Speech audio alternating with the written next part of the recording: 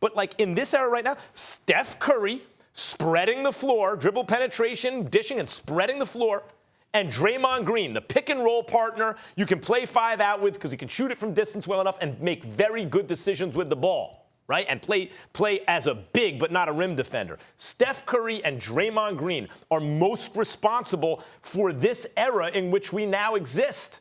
Those two guys. And when you see them balling out and sweeping playoff series without KD, Stephen A., it necessarily reminds you, you can't help it, that KD, yes, he put them over the top, but they won a championship, very nearly 2 without him, and that they don't need him to be among the elite teams in basketball. And what that means, Stephen A., is that all the credit that KD wants, of course, for winning championships, you get that credit when the championship means you led the team there. They couldn't have done it without you. You were the best player on the championship team, but that's not what these championships have meant for KD, if you're paying attention. It's just not.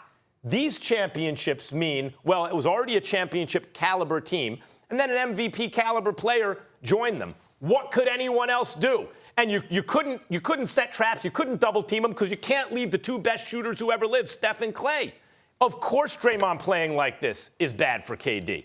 Well, first of all, that's just ridiculous. That's number one. Number two, and more importantly, Max Kellerman, I'm really getting sick and tired of you bringing up stuff from 4 years ago. 4 years ago, if I recall, I don't even know if you had facial hair, for crying out loud. I've seen some video of you with no facial hair 4 years ago. I mean, 4 years is a long, long time. So when we constantly defer to 4 years ago to make a point about today, I'm not buying it. Thirdly, and more importantly than that, Max Kellerman, I don't know of too many people who have been more complimentary than you about Chris Bosh.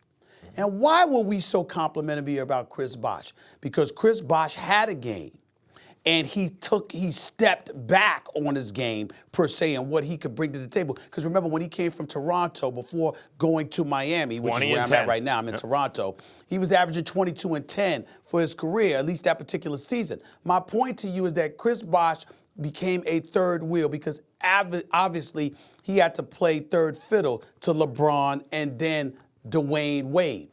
What you're saying is the equivalent of acting like, excuse me, when if LeBron were to go down and then Chris Bosh stepped up and got the job done, then that's bad for LeBron. Please, it's not. The reality of the situation is very, very clear. Draymond Green is an underappreciated star in the game of basketball. It's not always about scoring points, because if it were, Dennis Rodman wouldn't be in the Hall of Fame.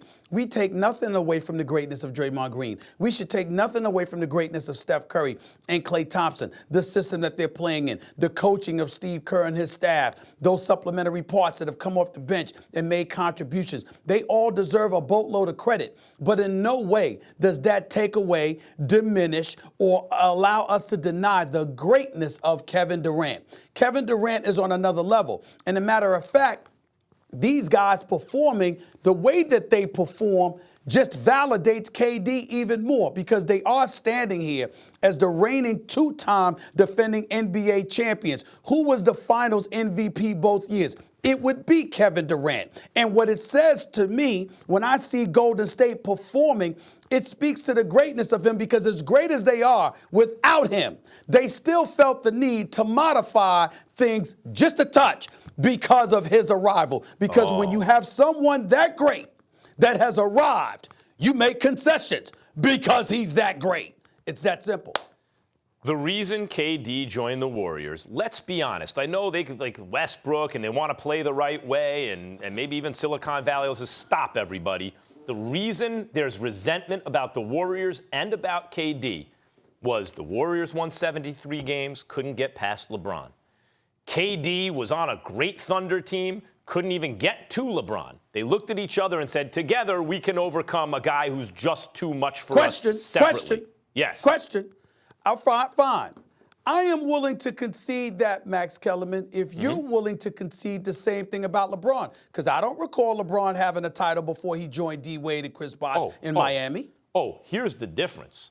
LeBron took it to that level. KD with the Warriors took it to the next level.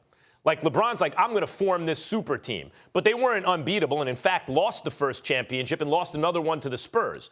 The difference with KD is KD took a team that had already won 73 games that you say was a stimulus package away from winning 2 consecutive championships. That's not what I'm asking. I understand that the Golden State Warriors were a juggernaut that won 73 games. I understand the difference between the quality of team that KD joined compared to what LeBron joined, which was a point that I made in the past. My point to you, however, is that LeBron hadn't won a title until he joined forces with Dwayne Wade and Chris Bosh, by the way, in a weaker conference. So you can point to the 73 wins. I can point to the weakness in the Eastern Conference that existed outside of Miami.